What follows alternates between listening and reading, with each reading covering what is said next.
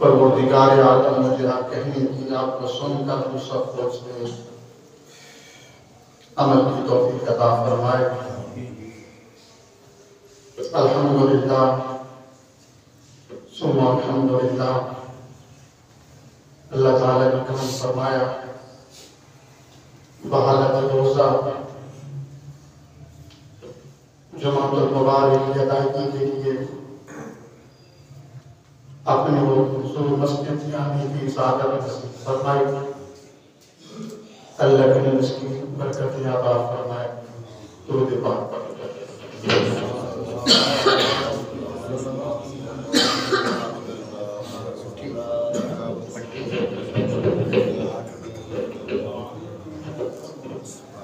الحمدللہ، آج ماہ رمضان شریف کا دوسرا روزہ، دوسرا جمعۃ المبارک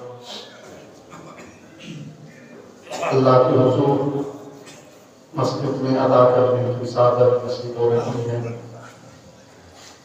دوسرا عشرہ بخشش و مغفرت کی سبھائیں اپنے عروج پر، رحمتیں، کرم، بخشش و مغفرت کے پروانے ماہ رمضان کی رونقی اور بہاریں اپنے عروج پر ہیں۔ اللہ تعالیٰ کا یہ مقدس مہمان ماہ رمضان آہستہ آہستہ اہل اسلام سے، اہل ایمان سے رخصت ہو رہا ہے۔ کل کی بات تھی کہ چاند طلوع ہوا،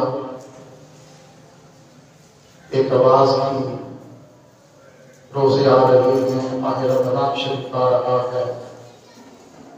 چاند طلوع ہوا اور دیکھتے ہی دیکھتے ماہ رمضان اپنے نصف تک پہنچ چکا ہے۔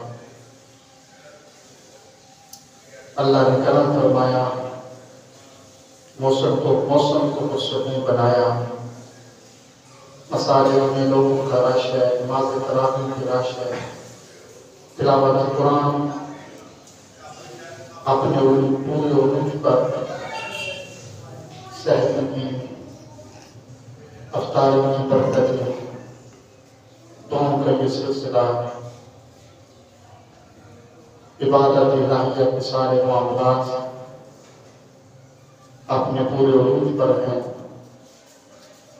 اللہ کریم ان تمام مسلمانوں کے معاملات کو درجہ قبولیت عطا فرمائیں، اور اللہ کریم یہ جو رونقیں ہیں، بہاریں ہیں،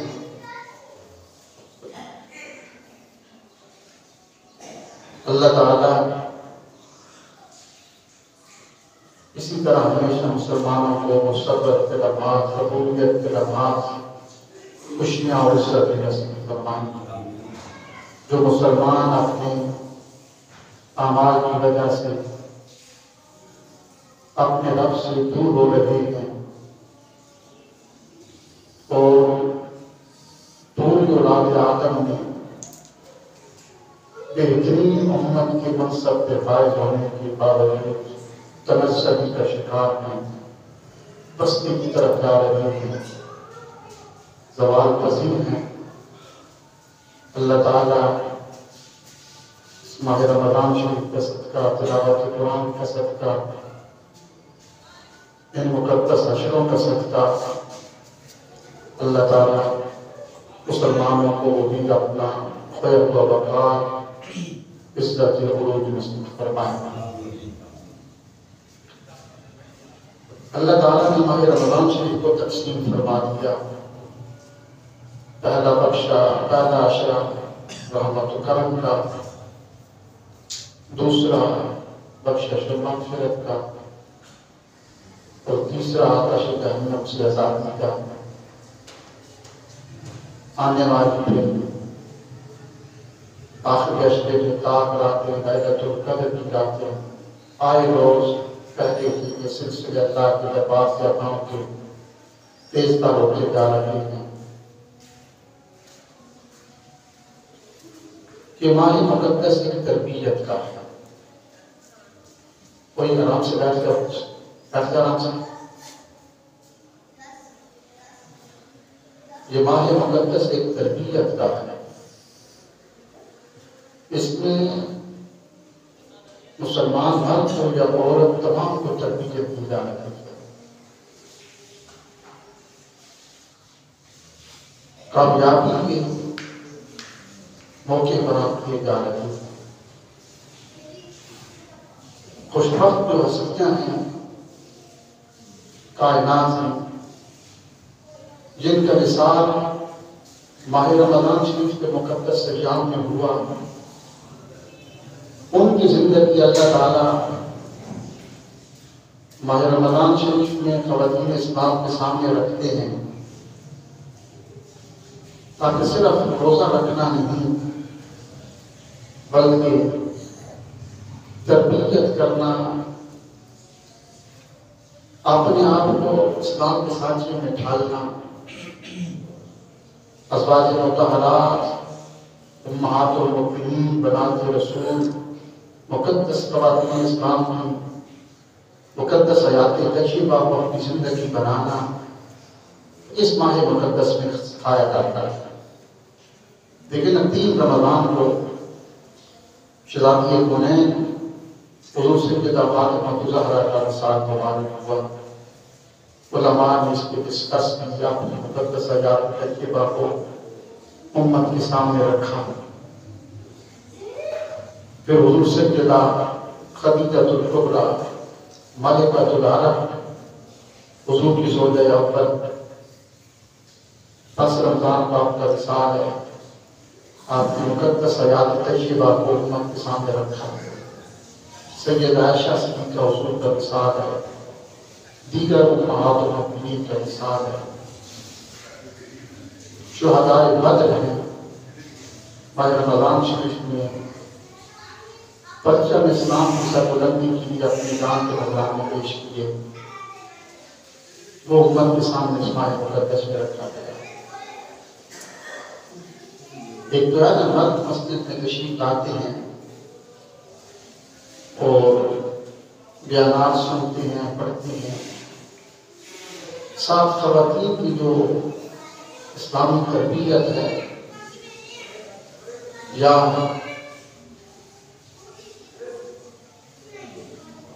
ان کی زندگیاں مسلم خواتین کے سامنے رکھی جاتی ہیں اپنی تعلیم و تربیت کے لیے، یہ بہت ضروری ہے۔ یہ بھی ذمہ داری ہے جوانوں کی، مردوں کی، اسلام کے سانچے میں، اسلام کے مطابق اپنی خواتین کی تربیت کریں۔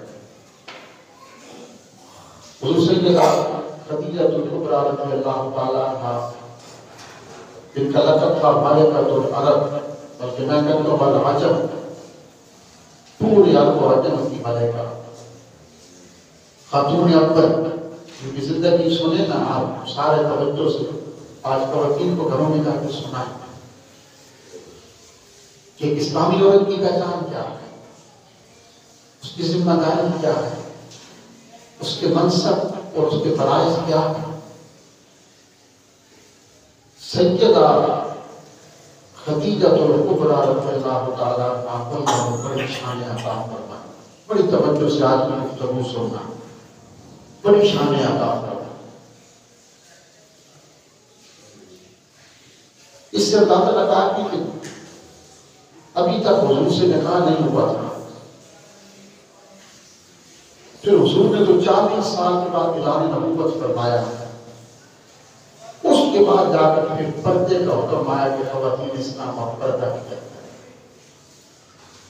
اس کے پہلے کی عزت کی علامت تھی کہ عورت آج کی عورت کی طرح سروں سے دوپٹے اتار کر بازاروں میں جانا، اپنے حسن و جمال کی نمائش کرنا، بازاروں میں اترا کے چلنا،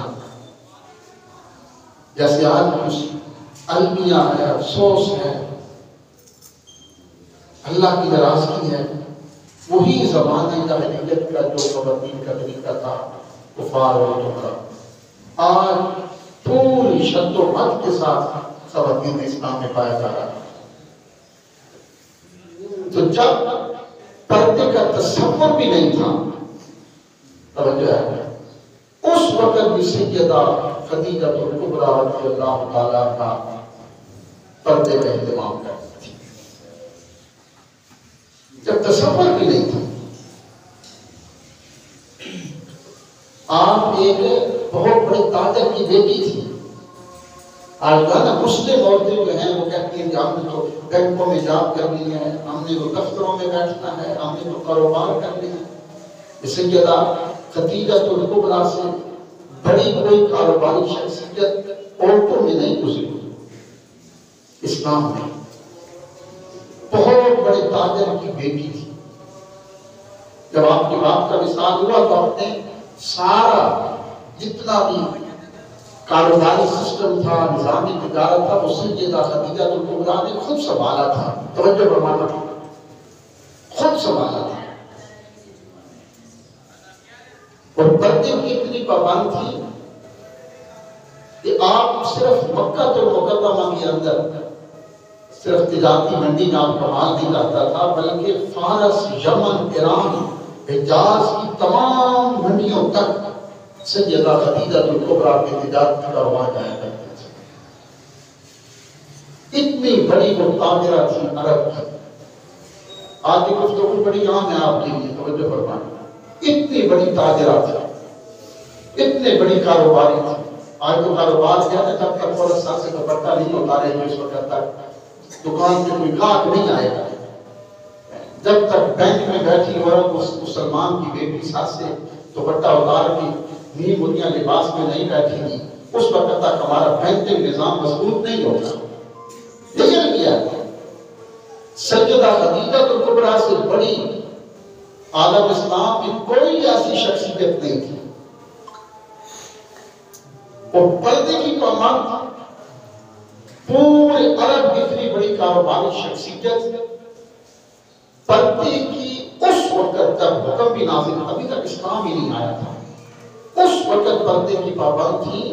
اللہ نے اتنی برکت دی کہ ایک دفعہ پورے مکے والوں کا مال ڈوب گیا، خشک سالی تھی، کال سالی تھی، اور بڑا نقصان ہوا تاجروں کو، اور اتنا بڑا کچھ جو تاجر تھے نقصان کو اٹھانا پڑا کہ ان کا مال ڈوب گیا، اور پھر ساری زندگی کو کوشش کرتے رہے دوبارہ ان کی تجارت اپنے قوم پہ کھڑی نہ ہو سکی۔ اس سال بھی سیدہ خدیجہ کو اللہ تعالیٰ نے 11 گنا نفع عطا فرمایا تھا۔ یہ پردے کی برکت تھی، زمانہ جاہلیت کی بات ہے۔ اتنی بڑی تاجرہ، سینکڑوں کی تعداد میں آپ کے تجارتی کاروبار چلتے تھے، اونٹ چلتے تھے، زمانے تجارت تھا، سینکڑوں کی تعداد میں غلام تھے، لیکن کسی بد سے گفتگو نہیں کرتے تھے۔ اب کا طریقہ کار یہ ہوتا تھا کہ آپ کہتے ہیں مال میرا ہوگا، پیسہ میں کروں گی، کام تم کرو گے، بس میرے تجارتی کاروبار منڈیوں میں لے کر سامان تم پہنچاؤ گے، یہ طریقہ کار تھا آپ کا۔ اور آپ پردے کی پابند تھی۔ آپ کی ایک کنیز تھی جن کا نام تھا نفیسہ، پاک مسلمان حضرت نفیسہ، یہ درمیان میں رابطے کا کام کرتی تھی۔ کسی سے بھی کوئی ڈیل کرنی ہوتی سیدہ خدیجہ اپنی اس کنیز جو خاص کنیز تھی ابراز نفیسہ سے کہتی تھی کہ جب یعنی بچوں کو چپ کرا، صحیح سا بات ہے، پہلے کو گھر میں بھیج دو، صحیح سا کھایا ان کو گھر میں بھیج دو۔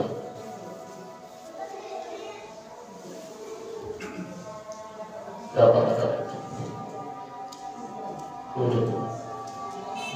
تو وہ نفیسہ جو تھی نا وہ کام کرتی تھی درمیان میں۔ اب ساری ڈیل حضرت نفیسہ کنیز کرتی تھی، سیدہ خدیجہ باہر نہیں آیا کرتی، اندر آ کر تجارتی ڈیل ہو گئی۔ جب اتنی بڑی کاروباری شخصیت تھی سیدہ خدیجہ، ساری زندگی کبھی کسی منڈی بھی نہیں گئی، مارکیٹ میں نہیں گئی، بازار میں نہیں گئی۔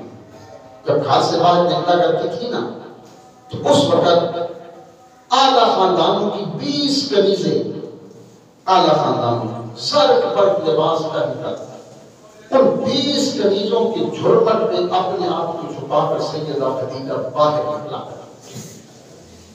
کوئی دیکھ نہیں سکتا تھا کہ سیدہ خدیجہ جا رہی ہے۔ یہ کب کی بات ہے؟ زمانہ جاہلیت کی بات ہے۔ حضور کی نکاح ابھی تک نہیں آئی ہے۔ 20 کنیزوں کے جھرمٹ میں چادر میں اپنے آپ کو لپیٹ کر سیدہ خدیجہ وہاں سے نکلا کرا، اور آپ 2 دفعہ بیوہ ہوئے، 2 دفعہ نکاح کیا، 2 دفعہ بیوہ ہوئی، آپ کے خامد فوت ہو گئے۔ اللہ نے آپ کو 2 بیٹے دیے تھے، ایک کا نام تھا حضرت ہند اور ایک کا نام تھا حضرت حالہ رضی اللہ تعالیٰ عنہما، جو بعد میں حضور کے صحابی بنے تھے۔ اور جتنا کہ حضور کا حلیہ مبارک ملتا ہے نا، یہ حضرت ہند کا لکھا ہوا کہتا ہے، کتب کیا ہوتا ہے۔ حضرت ہند جیسا کوئی بھی حضور کا حلیہ بیان نہیں کر سکتا، کوئی بھی محدث، کوئی بھی مورخ۔ یہ سیدہ خدیجہ کا بیٹا تھا، یہ سیدہ خدیجہ کو اللہ نے بڑا حسن جما رکھا، بڑا حسن جما۔ اور ہوا کیسے تھا کہ وقت بھی بہت کم ہے، ہوا کیسے تھا کہ شاہ عبداللہ مقدس دین بھی لکھتے ہیں کہ عرب میں زمانے جاہلیت میں سال میں 1 دفعہ سہن حرم میں کعبۃ اللہ کے پاس پورے عرب کی عورتوں کا ایک میلہ لگا کرتا تھا، جس میں بڑے بڑے خاندانوں کی عورتیں بن سمجھ کے آیا کرتی تھی۔ 3-4 روز تک یہ میلہ جاری رہتا تھا، جس میں کسی مرد کو آنے کی اجازت نہیں ہوتی تھی۔ ایک دفعہ یہ میلہ لگا ہوا تھا، اس میں سیدہ خدیجہ بھی تشریف لے گئی تھی، تو ایک یہودی عالم، تورات کا عالم، موسیٰ علیہ السلام کی امت کا عالم، وہ کتابیں اٹھا کر اس مجمع میں پہنچ گئے۔ اس نے کہا کہ سنیں، میں جانتا ہوں یہاں عورتوں کے مجمع میں مردوں کو آنے کی اجازت نہیں ہے. تو لوگ عورتوں نے کہا تم کیوں آئے ہو؟ صرف یہ بتانے آیا ہوں کہ وہ نبی جس کے لیے ساری کائنات بنی، نظام بنے، سب کچھ بنایا گیا، رب نے اپنا رب ہونا بھی اس کے لیے ظاہر فرمایا. اللہ کے بعد جو سب سے عظیم ہستی ہے، تمام نبیوں کا رسول، تمام نبیوں کا سردار، تمام رسولوں کا سلطان، اس کائنات کا اس بادشاہ کے بعد بادشاہ جو نبی دنیا میں آئے گا، صرف یہ بتانے آیا ہوں کہ اس نبی کے پیدا ہونے کا وقت بالکل قریب ہو چکا ہے، اسی بدلے میں پیدا ہو. اور یاد رکھو، بتانے آیا ہوں کہ تم میں سے جس عورت کو حضور کی سنت اور رفاقت مل گئی وہ کائنات کی سب سے افضل ترین عورت ہو. اس نے یہ کہا تو عورتوں نے کہا کہ چل اپنی کتابیں اٹھاؤ، نکل یہاں سے. تو سیدہ خدیجہ کہتی ہیں سب اس کو ڈانٹا، لیکن میں نے وہ بات پلے سے باندھ دی. وقت تو قریب ہے، حضور کی آمد. کہتی ہیں پھر تو کہ آپ دین ابراہیمی بھی تھی، شرک نہیں کرتی تھی. حضور کے بابا اجداد پہلے کافر نہیں تھے، نام اللہ کہ سارے دین ابراہیم بھی چاہ رہے تھے، مسلمان تھے. تو کہتی ہیں میں جو اس وقت کی جو عبادت تھی وہ کیا کرتی تھی اور ہر وقت دعا کرتی تھی کہ یا اللہ مجھے تیرا آخری محبوب آنے والے ہیں نبی، کاش مجھے اس محبوب کی اگر سنت نصیب ہو جائے میں خاکت. تو آپ 2 دفعہ بیوہ ہوئی تھی اور اس وقت بڑے بڑے اہل عرب کے بادشاہ جو تھے نا، بڑے بڑے، وہ آپ کو پیغام نکاح بھیج چکے تھے، لیکن آپ نے رد کر دیا تھا. بڑے بڑے بادشاہوں کی، فارس تک کے بادشاہوں کی خواہش تھی کاش سیدہ خدیجہ ہم سے نکاح کریں. ایک آپ کو اللہ نے بڑا حسن دیا تھا، دوسرا آپ عرب کی ملکہ سب سے زیادہ بہت بڑی کاروباری شخصیت تھی. اس وجہ سے آپ نے تمام جتنی بھی بادشاہوں نے پیغام نکاح بھیجا ٹھکرا تھا. کہ سیدہ خدیجہ کہتے ہیں کہ کیا ہوا؟ حضور کو تشریف لیا ہے، ہمیں تو پتہ نہیں تھا. پھر آہستہ آہستہ باتیں سننے لگی کہ محمد بن عبداللہ آپ کے بڑے صادق ہیں، بڑے امین ہیں، بڑے غریبوں کا خیال رکھنے والے ہیں. تو یہ باتیں میرے کانوں میں آنے لگی، میں سننے لگی. سنتے سنتے پھر کیا ہوا کہ نظر حضور پہ پڑی. تو کہتی ہے کہ میرا ایک تجارتی کاروبار جو تھا نا، یہ ملک شام میں جانا تھا، تو تیار تھا. اس وقت حضرت ابو طالب کی کفالت میں حضور تھی، چونکہ آپ حضور کے اپنے والد صاحب اور والدہ کی وفات پا چکی تھی. تو حضرت ابو طالب نے یہ کہا کہ بھتیجے سے کہ سیدہ خدیجہ کا تجارتی کاروبار ملک شام میں جا رہا ہے، کسی اچھے شخص کو ڈھونڈ رہی ہے. تو بھتیجے کی خواہش ہے کہ تم کو لے جاؤ. حضور نے فرمایا چچا میں خود نہیں کہوں گا خدیجہ سے. ہاں خدیجہ آپ کہہ دے جب سی. تو سیدہ خدیجہ نفیسہ کے ہاتھ پیغام دے جاتے ہیں، نفیسہ جاؤ حضور سے جا کر پوچھو کہ کیا میرا تجارتی کاروبار لے کے جا سکتے ہو؟ تو حضور نے فرمایا ٹھیک ہے نہ آ سکتے. اب وہ تجارتی کاروبار جانے لگا. تو خدیجہ نے اپنے غلام محسرہ کو بلایا، تو خاص چلتا تھا کاروبار کے ساتھ. کہنے لگی محسرہ میری بات سنو، تو میرے خاص غلام میں تمہیں 3 باتوں کی نصیحت کر رہی ہوں. تم نے اس کاروبار کے ساتھ جانا، حضور لے کے جائیں گے. وہ جانتی تھی نہیں جانتی تھی کہیں نبی ہے، اللہ کے رسول لے گئے. محسرہ یہ بات یاد رکھنا، اب تو میرے غلام نہیں ان کے غلام ہیں. اب دوسری شرط یہ ہے کہ اپنی بات کو حضور کی بات میں ترجیح نہ دینا. تیسری بات یہ ہے کہ جو حضور کہتے وہ کر دیا. وہ بڑی لمبی بات ہے. حضور کا فرمان ایک طرف سے جب وہاں سے چلے تو محسرہ کہتے ہیں کہ تھوڑے دور ہی آگے گئے تو حضور کے خلاف کو دیکھا. تو میں نے کہا خدیجہ تم کیا کہتی تھی؟ یا تو جو حضور کے ساتھ چلے گا حضور کا غلام ہو جائے گا. چلتے چلتے کہتے ہیں جا رہے تھے تو راستے میں ایسی جگہ آئی پڑاؤ کیا، ایک درخت کے نیچے حضور کا کلام فرما رہے تھے، سو رہے تھے. ساتھ ایک عیسائی کی کلیسا تھی، عبادت گاہ تھی جہاں پہ رکتے تھے. تو حضور سو رہے تھے تو جو عیسائیوں کا بڑا نماز تھا پادری، اس نے دیکھا تو جھٹ سے باہر آیا. محسرہ کو پہچانتا تھا غلام کو. اس نے کہا محسرہ یہ جو شخصیت اس درخت کے نیچے سو رہی ہے یہ کون ہے؟ کہا کیا ہوا؟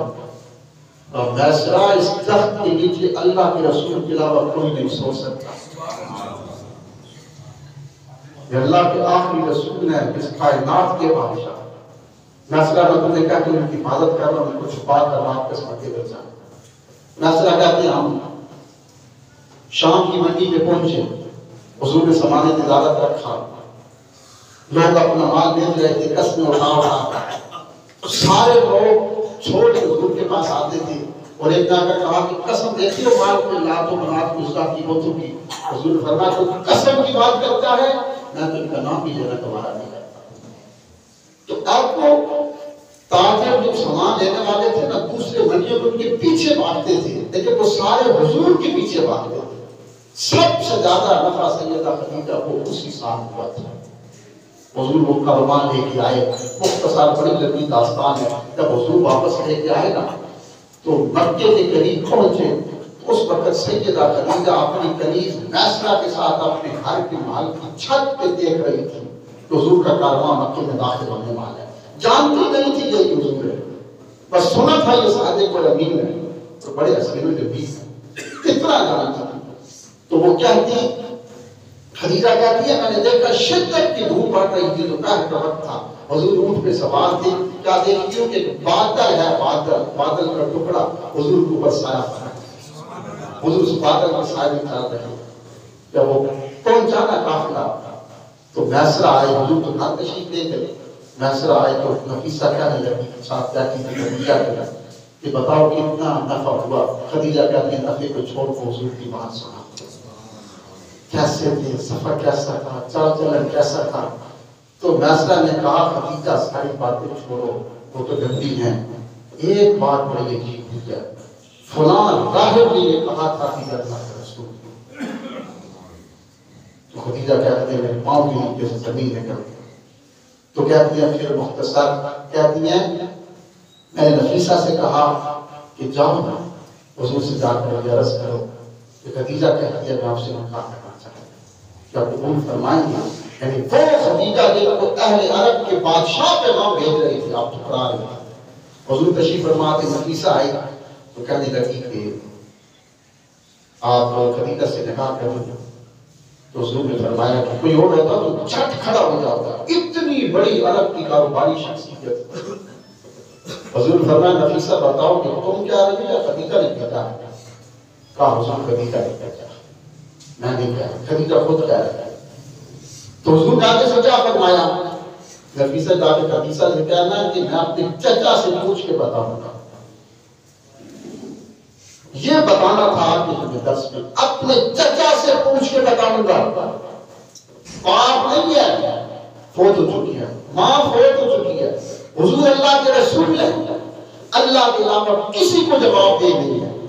حضور چاہتے تو ہاں کر سکتے تھے لیکن فرمایا کہ اپنے بڑوں سے پوچھ کے بتاؤں گا، جو میرے بڑے فیصلہ کریں گے وہ میں کروں گا. آج تو ہر کوئی جو ہے وہ جی ایک مسئلہ جوان پھٹ کے پھر رہے ہیں کہ پھر یہ پسند کی شادی جائز ہے نا، اور کوئی سبب یاد نہیں، بس یہ یاد ہے سبب پسند کی شادی کرنا جائز ہے نا. ماں باپ راضی ہیں یا نہیں، ہر کوئی جناب کوئی مجنون بنا پھرتا ہے، کوئی ایران جائے کوئی جناب مائکان بنا پھرتا ہے، دیوانہ ہے. یہ پسند کی شادی کرنا جائز ہے نا. ماں باپ راضی نہیں تو دو ٹکوٹ کارج کر لیا نہیں. حضور نے یہ فیصلہ کر کے بتا دیا، بتا نفیسہ میں اپنے چچا سے پوچھ کے بتاؤں گا. حضور نے بتا دیا کہ وہ فیصلے جو بڑوں کے سایہ شفقت میں ہوتی ہیں ان کے ساتھ اللہ کی رحمت شامل حال ہوتی ہے، ہم نے برکتیں ہوتی ہیں.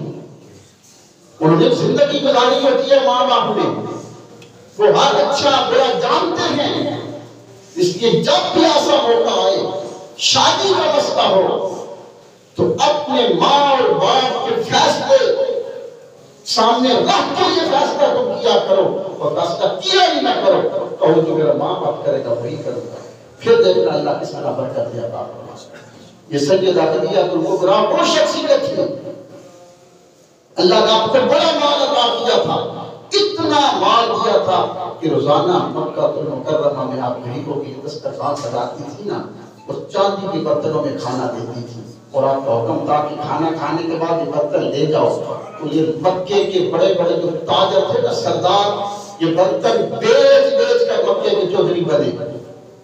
یہ سیدہ خدیجہ کے دسترخوان کے برتن تیز بیچ کر بنے، یہ وہ سیدہ خدیجہ کبریٰ رضی اللہ تعالیٰ عنہ تھی۔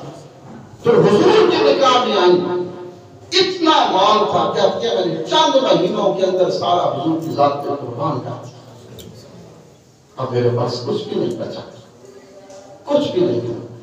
پھر ایک دن حضور نے فرمایا کہ خدیجہ حضور کے گھر میں تشریف لے آئی نا جس نے نکاح کیا، پھر حضور نے فرمایا خدیجہ آپ کی رضائی ماں آنے والی ہے، جس کا میں نے دودھ پیا تھا، سبھی ماں نہیں رضائی ماں۔ حضور آپ کی ماں حلیمہ آنے والی ہے، کہا حلیمہ ہے، سبھی ماں نہیں تھی، رضائی ماں جس کا دودھ پیا تھا۔ سیدہ خدیجہ نے سنا نا تو آج تو گھر گیا نا کہ قامت کی ماں آ گئے تو جھگڑا، رشتہ دار آ گئے، تیرے آ گئے تو کھانے پکتے ہیں، میرے آ گئے تو سر کو درد ہے، جھگڑا یہی ہے۔ تیری ماں آ گئی، میرا باپ آ گیا، تیرے رشتہ دار آ گئے، میرے آ گیا، سبھی ماں نہیں رضائی ماں۔ حضور نے فرمایا حلیمہ آنے والی ہے، تو حضور نے گھر میں ساری صفائی سیدہ خدیجہ نے شروع کر دی ساری۔ تو جس دن انہوں نے آنا تھا نا، پھر کہا حضور وہ آنے والی ہیں ماں، تو آئے نا وہ کو لے لینا چاہیے۔ پھر آتے حضور کے ساتھ گئی، ان کا استقبال کیا، وہ پوری تھی، اونچنی پہ آ رہی تھی۔ جب آئی نا گھر کے پاس، اونچنی سیدہ خدیجہ نے بٹھائی، ماں کو اپنے سارے سے اٹھایا تو اپنے ہاتھوں میں اٹھایا، اندر لے کر گیا۔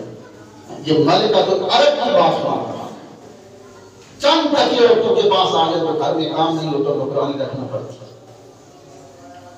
اندر لے کر گئے، بستر پہ جا کے بٹھایا، 3 دن رہی، ہاتھ بھی دھلاتی رہی، پاؤں بھی دھلاتی رہی، اپنے ہاتھ سے کھانا بھی کھلاتی رہی۔ اور 3 دن کے بعد جب آنے لگی تو کہا حضور میں چاہتی ہوں آج ماں چلی جائے گی تو تحفہ نہ دوں۔ کہا خدیجہ تیرے پاس کیا ہے؟ کہا حضور میرے پاس ایک اونٹ ہے اور 40 بکریاں ہیں، وہی سب کچھ ہے، جی چاہتا ہے کہ ماں کو تحفے پہ نہ دے۔ کہا دے۔